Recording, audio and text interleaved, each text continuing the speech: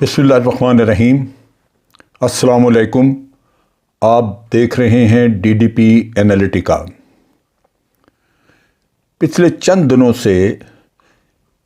बहुत ही ज़ोर शोर से बहस और मुबासा बातचीत हो रही है नूर मुकद्दम के केस के ऊपर, और मैंने भी जितने टॉक शोज़ में हिस्सा लिया वहाँ पे यही ख़दशा ज़ाहिर किया जाता रहा कि मुकदमे की उसकी जो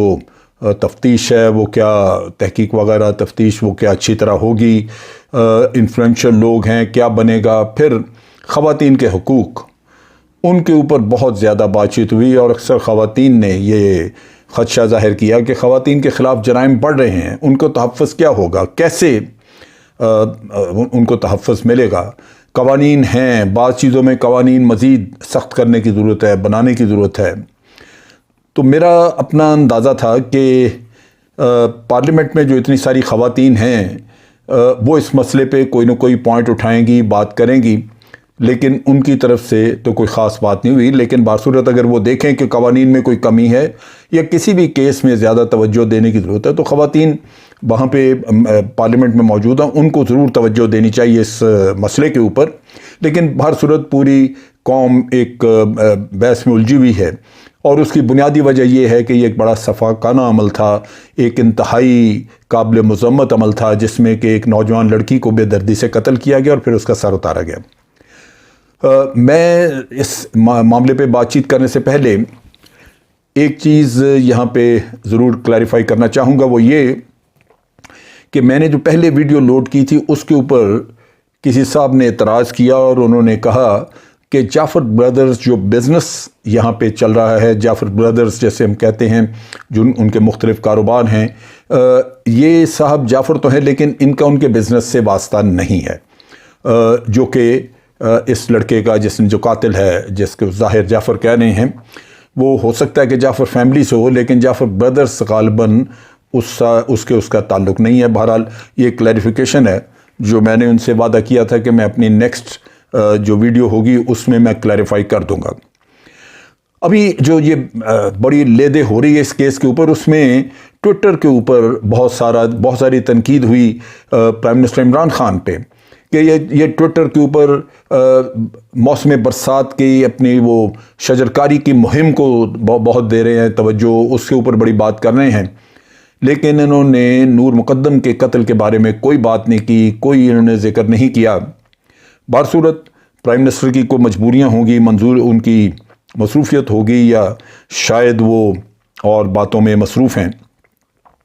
तो उन्होंने, ये लोगों ने लिखा कि जनाब उनको अवाम के जज्बात की सपोर्ट करनी चाहिए थी, ये उनका जो रवैया है वो कोई अच्छा नहीं, बासूरत तनकीद। तो मैंने ये मुनासिब समझा कि आज बाज़ पहलुओं पे इस पे भी बात कर ली जाए। गो कि मैंने अपनी पहली वीडियो में इसकी ख़ासी तफसील बता दी थी, और अब इसमें मज़ीद चंद एक जो डेवलपमेंट्स हुई हैं उसके बारे में मैं बात करूँ। थोड़ा सा तारफ़ करा दें, शौकत मुकद्दम साहब जो हैं ये पाकिस्तान के सफ़ीर रहे दो जगहों पे, कज़ाकिस्तान में भी और जनूबी कोरिया में भी, और इनकी दो साहबजादियाँ हैं, एक इनका बेटा है, और जो छोटी बेटी यानी दूसरी बेटी उसका नाम नूर मुकद्दम था, और वही इस जो सफ़ाकाना अमल हुआ उसका शिकार हुई। 20 जुलाई की शाम को उसे कत्ल कर दिया गया, और उस दिन से पूरे इस्लामाबाद में एक खौफ व हरास, एक सरासीमगी का आलम है, और हर तरफ जहाँ जाएं, शादी ब्याह फंक्शन या जो कुछ भी कहीं इज्तिमा है, वहाँ इसी चीज़ का ज़िक्र सुनने में मिलता है। और ये है भी तकलीफ़ दे बात। दूसरी जो फैमिली है वो बाहर सूरत एक बिज़नेस ग्रुप है, बिज़नेसमैन है, कराची के रहने वाले हैं। कराची में उनका एक यानी सेटल्ड है, घर उधर है, और एक इधर इस्लामाबाद के पॉश एरिया F7 में उन्होंने अपना घर बना रखा है, जो वहाँ भी होते हैं, यहाँ आ जाते हैं तो यहाँ अपने घर में रहते हैं। और ज़ाकिर जाफ़र जो यानी इस लड़के के वालिद हैं, ज़ाकिर जाफ़र उनका नाम है, और ज़ाकिर जाफ़र के आगे उनका जो बेटा है उसका नाम ज़ाहिर ज़ाकिर है, और यही ज़ाहिर जाफ़र कहलाता है। اور اسی کے بارے میں یہ بتایا جا رہا ہے کہ اس کی پیدائش امریکہ کی ہے، اسی وجہ سے اس کو پیدائش کے ذریعے اس کو وہاں پہ سٹیزنشپ ملی، اور نیو جرسی میں یہ پڑھتا رہا، پھر بعد میں لندن میں بھی زیر تعلیم رہا، اور پھر آ کے اب پاکستان میں تھا۔ کہا جاتا ہے کہ وہ ایک دو روز میں امریکہ جانے والا تھا۔ بہرصورت ایک متمول گھرانہ ہے، پیسے کی ریل پیل، پیسہ بہت ہے، لہٰذا زندگی نسبتاً آسان اور آپ انجوائے کر سکتے ہیں، یعنی جو آج کل کی خرافات ہیں۔ بہرصورت ان کے یہ دوست سے یہ جو نور مقدم ہے، اس کے ساتھ ایک ریلیشن شپ تھی، گھومتے پھرتے تھے، اکٹھے کھاتے پیتے، لبرل لائف۔ اور آپ نے دیکھا کہ ان کی ویڈیوز ابھی چل رہی ہیں، کسی شادی فنکشن کے اوپر نور اور ظاہر جعفر جو ہے یہ اکٹھے ڈانس بھی کر رہے ہیں۔ مطلب یہ کہ کوئی ایسا دینی ماحول یا اس طرح کی کوئی رکاوٹ والی بات نہیں تھی، فیملیز جانتی تھیں، فیملیز کو بھی غالباً یہ قبول تھا سارا قصہ جو کچھ چل رہا تھا۔ پھر 19 تاریخ کو نور مقدم اچانک گھر سے غائب ہوئی، اور والدین نے تلاش شروع کی، ان کو فکر ہوئی کہ کہاں ہیں۔ تو شوکت مقدم نے جعفر کے گھر سے، جعفر یعنی جو ان کے گھر سے رابطہ کیا، یعنی پیرنٹس نے، جو نور مقدم کے والدین تھے، انہوں نے اس کو جعفر کو رابطہ کیا، یعنی جو اس کا والد ہے جعفر کا، اس سے رابطہ کیا۔ تو اس نے کہا میں تو کراچی میں ہوں، لیکن مجھے اتنا پتہ ہے کہ آپ کی بیٹی میرے بیٹے کے ساتھ نہیں ہے۔ اس سے تشویش اور بڑھ گئی، والدین میں یہ پریشانی ہوئی کہ کدھر ہیں۔ پھر اس دوران میں نور کا ٹیلی فون آ گیا، اور اس نے بتایا کہ میں کچھ دوستوں کے ساتھ لاہور چلی گئی ہوں، 1-2 دن کے بعد میں واپس آ جاؤں گی، اور کوئی بتایا ہوگا کہ وہاں کیا اجتماع، کوئی فنکشن وغیرہ ہے۔ 20 جولائی کو پھر کہانی کھلی، اور پتہ چلا کہ وہ لاہور میں نہیں تھی بلکہ ظاہر جعفر کے ساتھ تھی، اور لڑکی نے اپنے والدین سے جھوٹ بولا ہوا تھا یا جھوٹ بلوایا گیا، اس کا پورا اندازہ نہیں ہو سکتا کہ اس کو مجبور کر کے ٹیلی فون کروایا گیا ہو، اس نے ظاہر جعفر نے کروایا ہو۔ بہرصورت اس کو 20 تاریخ کو 4 بجے والدین کو یہ اس کا علم ہوا کہ وہ نہیں، لیکن اس دوران میں وہیں ظاہر جعفر کا اور نور کا جھگڑا وغیرہ تھا، اس میں مار پیٹ ہوئی، اور نور نے جان بچانے کے لیے وہاں سے روشن دان میں سے چھلانگ لگائی پہلی منزل پہ، اور پہلی منزل سے چھلانگ لگائی، اور کہتے ہیں کہ وہ مشکل سے وہ مین گیٹ کے قریب بھی پہنچی کہ گیٹ کھول دیا جائے، لیکن گارڈز نے نہیں کھولا۔ پھر اس نے غالباً وہیں گارڈ وارڈ کے کمرے میں پناہ لینے کی کوشش کی، لیکن اتنے میں ظاہر جعفر پہنچ گیا، اور اس نے اس کو بالوں سے پکڑ کے گھسیٹتا ہوا وہ اوپر لے گیا، اور لے جا کے اس نے پھر اس کو مارا۔ اب یہاں پہ اس زخمی بچی کو اور سارے کھیل کو دیکھنے والے 2 آدمی، خاص طور پہ جو گھریلو ملازم تھے، ایک ان کا کک جس کا نام غالباً جمیل ہے، اور دوسرا محمد افتخار جو کہ ان کا چوکیدار ہے۔ دونوں نے یہ کھیل دیکھا، لیکن دونوں نے اس کو بچانے کی کوئی کوشش نہیں کی، اور اس طرح وہ منتیں بھی اس نے کی، لیکن انہوں نے اس کو ظاہر جعفر کو اجازت دی کہ کھینچ، یا ان کو روکا نہیں کہ وہ کھینچ کے لے جا رہا ہے بالوں سے تو لے جائے۔ اب ان حالات میں اوپر جا کے پھر وہی اس نے اس کو مارا پیٹا، پھر کو چاقو کے زخم بھی لگائے، جس سے وہ لڑکی خاصی گھائل ہوئی، زخمی ہوئی، پھر غالباً گولی بھی اس پہ چلائی، اور اس طرح اس کو ٹارچر کرتا رہا، اور بالآخر وہ اس ٹارچر سے ہی گولی تو غالباً اس کی جان لیوا ثابت نہ ہوئی، لیکن ٹارچر میں ہی وہ مختلف زخم کھا کے تو لڑکی مر گئی یا بھی بے ہوش تھی، تو اس شخص نے اس کا گلا بھی چاقو سے کاٹ دیا۔ اس طرح وہاں پہ شور وور مچاتی رہی لڑکی، لیکن اس کی مدد کو کوئی نہیں آیا۔ ظاہر نے اس دوران میں اپنے والد کو ٹیلی فون کیا، اور اس نے والد کو صرف اتنا بتایا کہ نور میرے ساتھ شادی نہیں کرنا چاہتی، نہیں کر رہی، لہٰذا میں اسے قتل کر دوں گا۔ یہ بات کافی سیریس تھی، والدین کو اس پہ پریشانی ہونی چاہیے تھی، لیکن انہوں نے کوئی اس دوران میں ملازمین کو یا کسی کو کچھ نہیں کہا۔ اب جب کمرے سے اندر سے چیخوں کی آوازیں آ رہی تھیں، تو پھر ملازموں نے دوبارہ والدین کو ٹیلی فون کیا، تو پھر انہوں نے بجائے پولیس کو بلانے کے وہ جو تھیراپی سینٹر تھا ان کو ٹیلی فون کیا، اور انہوں نے اپنی ایک ٹیم بھیجی جو کافی دیر کے بعد پہنچی۔ وہ ٹیم جب آئی تو ان کو بھی دروازے بند ملے، وہ اندر چڑھ جا نہیں سکے، باہر صورت ایک کھڑکی توڑ کے اس میں سے وہ سیڑھی لگا کے تو ایک آدمی امجد نامی وہ وہاں پہ اندر داخل ہوا، لیکن وہ داخل جب ہوا تو اس نے ظاہر نے اس کے اوپر بھی حملہ کر دیا، اس کو مارا، اس کو کافی بری طرح اس کو مارا، نتیجہ یہ کہ وہ بھی ہاسپٹل میں ایڈمٹڈ ہے۔ باقی لوگوں نے کوشش کی کہ اس کو پکڑا جائے، لہذا تھراپی سینٹر کی جو ٹیم ہے انہوں نے اس کو دروازہ کھولنے کا کہا، لیکن اس نے کھولا نہیں۔ تو پھر اس صورت میں بالآخر وہ ٹیم اندر جانے میں کامیاب ہوئی، پھر انہوں نے اس کے ہاتھ پاؤں باندھ دیے اور پولیس کو اطلاع کی، پولیس نے آ کے اس کو موقع واردات سے گرفتار کیا۔ پھر جب ظاہر کا والد وہاں سے کراچی سے پہنچا تو وہ بھی ناراض کہ جناب آپ میرے بیٹے کو قاتل کہہ رہے ہیں، لیکن پھر اس کو ساری صورتحال بتائی گئی۔ اور یہ جو میرے ذہن میں بھی یہ بار بار سوال آ رہا تھا کہ اس کے والدین کو کیوں انہوں نے گرفتار کیا، لیکن پتہ یہی چلا کہ والدین غالباً تعاون نہیں کر رہے تھے، لہٰذا انہوں نے اس کو گرفتار کر لیا۔ اب جو اس وقت صورتحال ہے وہ یہ ہے کہ نور مقدم کا موبائل ٹیلی فون ابھی تک نہیں مل سکا، وہ حالانکہ اس کے پاس موجود تھا اس وقت۔ اسی طرح اس کا ظاہر جعفر کا بھی بیان ریکارڈ نہیں کرایا جا سکا کیونکہ وہ بھی غالباً میجسٹریٹ اویلیبل نہیں تھا، وہ اس کا بیان ریکارڈ کرایا جائے گا، لیکن ظاہر جعفر کا ٹیلی فون مل چکا ہے۔ اس کے علاوہ وہ سی سی ٹی وی سے اس کی وہ کیمرہ کی ویڈیو بھی مل گئی ہے جس میں کہ لڑکی چھلانگ لگاتی ہوئی نظر آ رہی ہے، اور اس کے ساتھ ساتھ وہ جو ظاہر جعفر ہے وہ پیچھے بھاگتا ہوا اس کو پکڑ کے بالوں سے گھسیٹتا ہے۔ یہ سارا قصہ جو ہے وہ وہاں سے نظر آتا ہے اور گارڈ وغیرہ خاموشی سے دیکھتے ہوئے نظر آتے ہیں، لہٰذا پولیس نے ان گارڈز کو ایک طرح سے ان کے ایک تعاون سمجھ لیں کہ معاملت کر دی، کیونکہ انہوں نے نہ روکا نہ پکڑنے کی کوشش کی، تو اس وجہ سے ان کو بھی شامل تفتیش کر لیا۔ یعنی دونوں ملزم دونوں جو ان کے ملازم ہیں، کک بھی ان کا یعنی جمیل اور دوسرا جو چوکیدار ہے، دونوں کو انہوں نے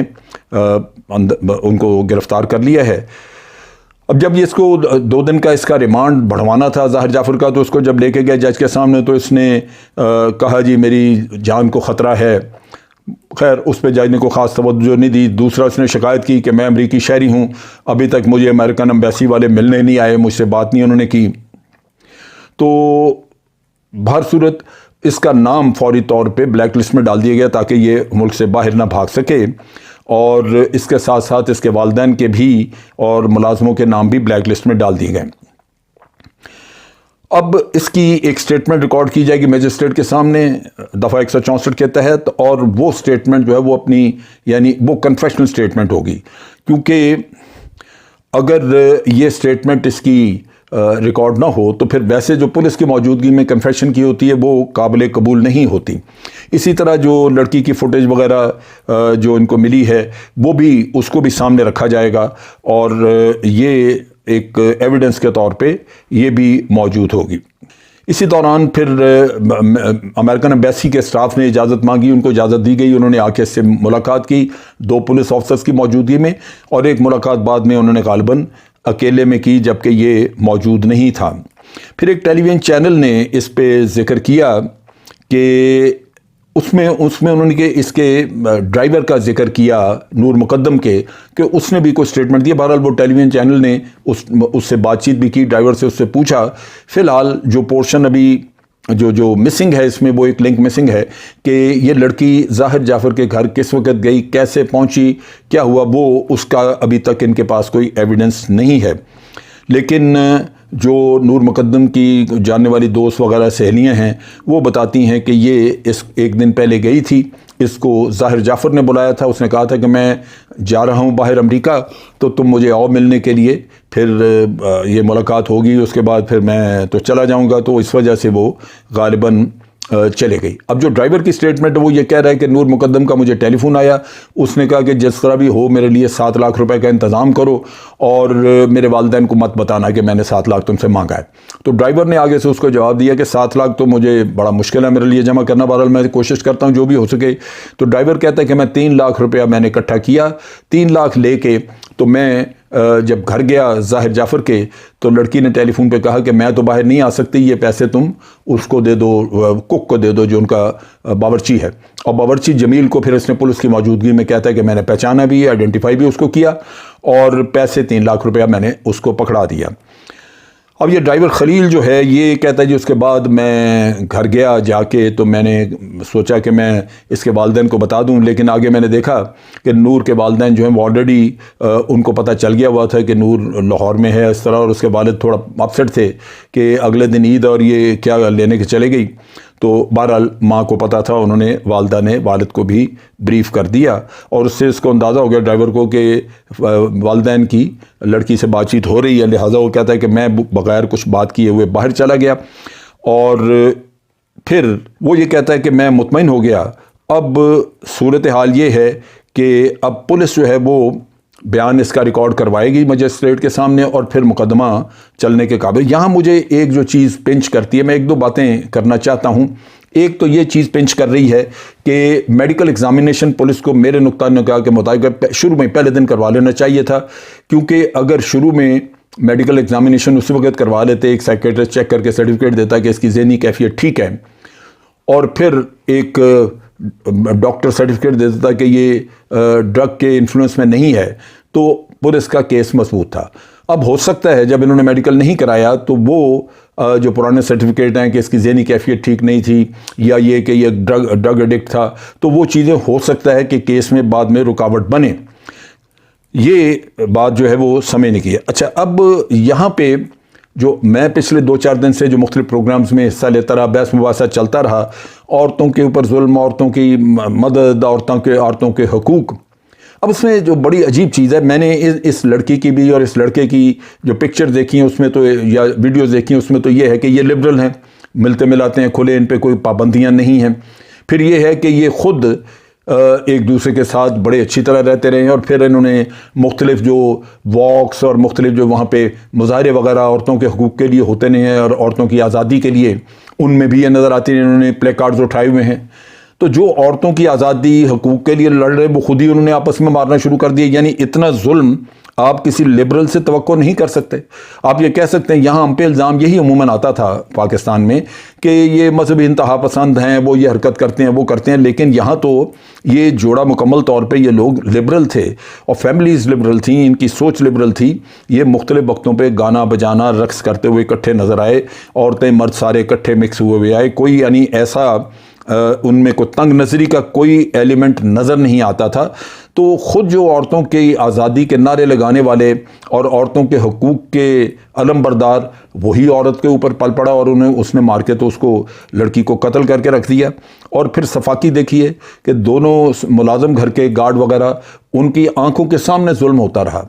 یہ پولیس جو ہے وہ اس پہ بڑی حیران ہے کہ انہوں نے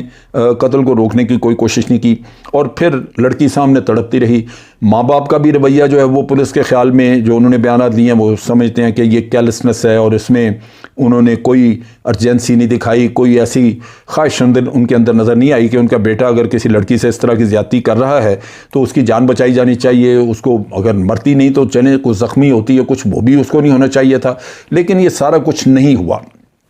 تو اس لحاظ سے ایک تو مجھے نظر آتا ہے کہ جتنے بھی لوگ اس میں ملوث ہیں قاتل کے علاوہ، وہ سب جیسے بے حسی تھی ان کے اوپر، اور پھر یہ عورت مارچ والے لوگ، ان کی اپنی بے حسی دیکھ کے تو افسوس ہوتا ہے کہ یہ کون لوگ ہیں جو عورتوں کے حقوق کے لیے تو جھنڈے اٹھا کے پھرتے ہیں، لیکن خود عورت کے حقوق کو سمجھتے نہیں۔ عورت کو مار دینا ان کے لیے بڑی معمولی بات ہے، اور جو جس صفاقی سے کیا گیا ہے وہ تو لبرلز میں کبھی سننے میں نہیں آئی۔ تو اب تو لبرل سے بھی ایک طرح کی پریشانی، خوف، اور ان سے بھی یہ سوچتا ہے انسان کہ یہ کہنے کو لبرل ہے لیکن خدا جانے اندر ان کے کیا ہے۔ بہر صورت اللہ تعالیٰ رحم فرمائے، ایسے حالات سے بچائے سب کو، اور سب کو اللہ تعالیٰ نیک اولاد دے جو کہ ہمارے اپنے بتائے ہوئے دین کے اصول، جو نبی اکرم صلی اللہ علیہ وسلم نے، جو اسلام نے ہمیں جو چیزیں بتائی ہیں، سورہ نور کی میں ہمیشہ آیت نمبر 32-33 جو ہے اس کو میں کوٹ کرتا ہوں کہ اس میں واضح طور پہ اللہ تعالیٰ نے حکم دیا ہوا ہے مردوں کو، عورتوں کو، کہ اپنی نگاہیں نیچی رکھیں۔ یہ شرم و حیا ہے جو آپ کو در حقیقت پناہ دیتی ہے، بچاتی ہے۔ باقی عورتوں کے کام کرنے میں، ان کو پڑھانے یا ان کو اچھی تعلیم دلوانے میں کسی کو کوئی اعتراض ہونا ہی نہیں چاہیے، وہ مردوں کے شانہ بشانہ کام کریں لیکن اپنا سطر چھپا کے۔ آج کے لیے اتنا ہی۔ افواج پاکستان زندہ باد، پاکستان پائندہ باد۔